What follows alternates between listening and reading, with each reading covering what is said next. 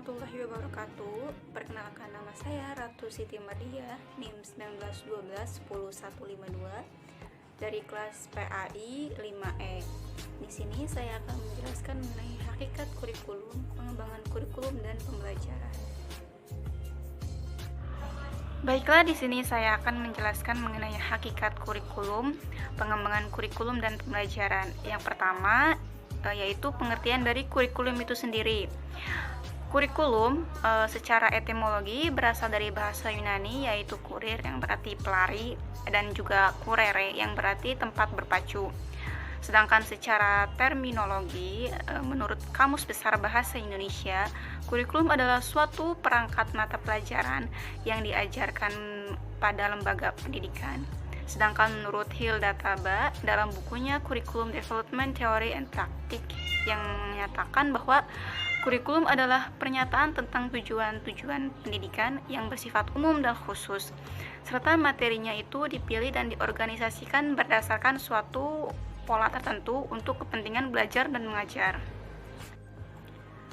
Adapun pengertian dari pengajaran ini merupakan proses memberikan pemahaman dan pengetahuan tentang segala aspek yang berkaitan dengan bagaimana menjadi manusia yang berakhlak mulia. Adapun menurut Tardif, mengemukakan pengajaran adalah sebuah proses kependidikan yang sebelumnya itu direncanakan dan diarahkan untuk mencapai tujuan serta dirancang untuk mempermudah belajar mengajar bagi peserta didiknya. Mengenai pengembangan kurikulum, pengembangan kurikulum ini merupakan proses perencanaan dan penyusunan kurikulum oleh pengembang kurikulum dan kegiatan yang dilakukan agar kurikulum yang dihasilkan ini dapat menjadi bahan ajar dan acuan yang digunakan untuk mencapai tujuan pendidikan nasional.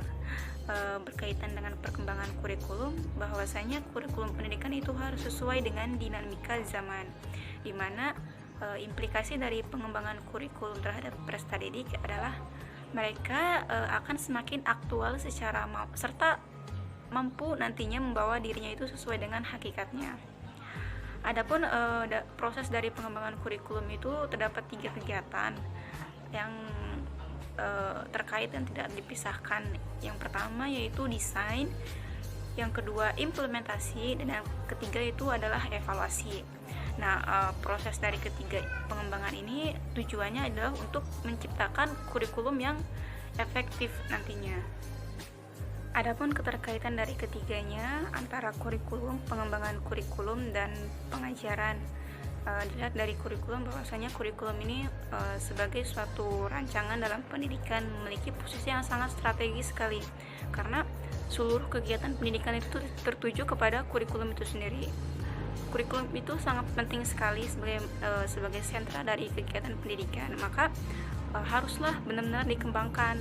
Pengembangan kurikulum ini dilakukan karena sifat dari kurikulum itu dinamis ya, terus selalu berubah-ubah, terus menyesuaikan diri dengan kebutuhan mereka belajarnya sesuai dengan zamannya.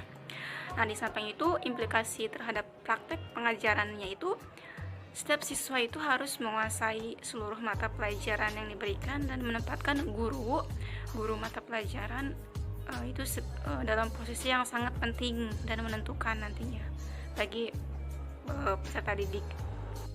Selanjutnya yaitu peran dari kurikulum. Yang pertama, peran konservatif, di mana kurikulum ini diperuntukkan sebagai sarana untuk menerapkan nilai-nilai dari warisan budaya yang masih relevan dengan generasi saat ini, khususnya bagi para siswa sebagai generasi muda di Indonesia. Yang kedua ada peran kreatif, di mana kurikulum ini harus mampu mengembangkan sesuatu yang baru sesuai dengan perkembangan yang terjadi dan kebutuhan masyarakat pada masa sekarang dan juga pada masa mendatang nantinya. Yang ketiga ada peran kritis dan evaluatif, bahwa nilai-nilai dan budaya yang hidup di masyarakat itu senantiasa mengalami perubahan, sehingga pewarisan dari nilai-nilai dan budaya masa lalu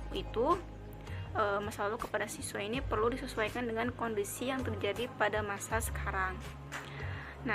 Adanya dari perubahan zaman itu mengharuskan kita sebagai peserta didik itu membentuk sebuah karakter siswa yang kritis dan evaluatif, sehingga nantinya mampu bersaing dengan dunia luar.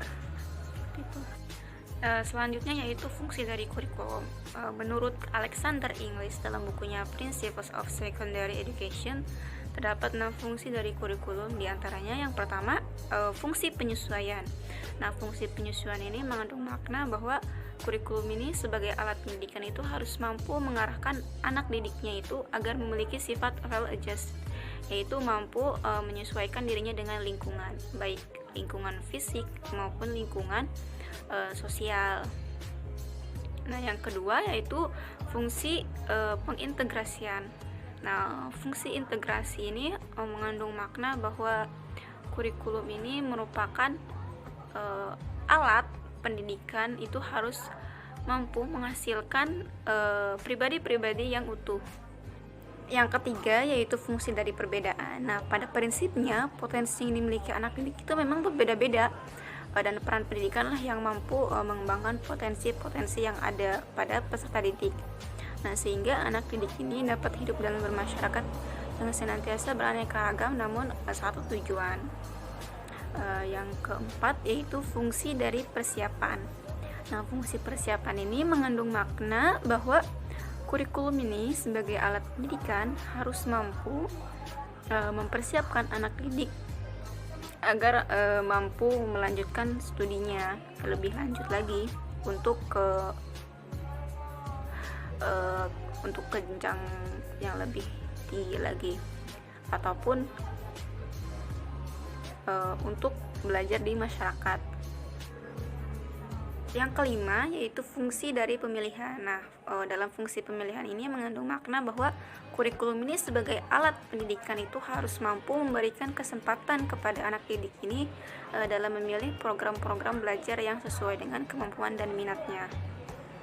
Yang keenam yaitu fungsi diagnostik. Nah, fungsi dari diagnostik ini mengandung makna bahwa kurikulum sebagai alat pendidikan ini harus mampu membantu dan mengarahkan anak didik ini untuk dapat memahami dan menerima potensi dan kelemahan yang dimiliki dirinya atau peserta didik ini. Adapun pengembangan kurikulum dan pelajaran, kurikulum ini merupakan wahana belajar mengajar yang dinamis, sehingga perlu dinilai dan dikembangkan secara terus-menerus dan berkelanjutan sesuai dengan perkembangan yang ada dalam masyarakat. Adapun dari pengertian dari pengembangan kurikulum itu sendiri adalah suatu proses yang menentukan bagaimana pembuatan kurikulum ini akan berjalan. Menurut Bond and Wills menguatkan bahwa pengembangan kurikulum yang terbaik adalah proses yang meliputi banyak hal, yakni kemudahan-kemudahan suatu analisis tujuan, rancangan suatu program, penerapan serangkaian pengalaman yang berhubungan dengan peralatan dan evaluasi proses. Secara singkat, pengembangan kurikulum ini merupakan suatu perbuatan yang kompleks yang mencakup berbagai jenis keputusan.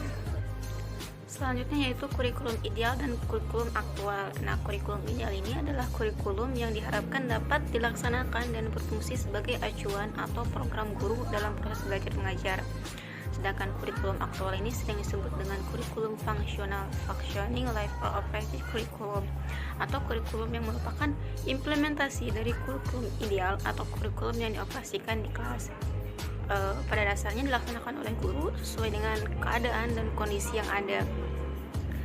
Bisa atau tidaknya kurikulum ideal dilaksanakan akan ditentukan oleh kemampuan guru itu sendiri. Selanjutnya yaitu hidden curriculum atau kurikulum tersembunyi. Nah, kurikulum tersembunyi ini adalah hasil dari suatu proses pendidikan yang tidak direncanakan atau perilaku yang muncul di luar tujuan yang telah dideskripsikan oleh guru.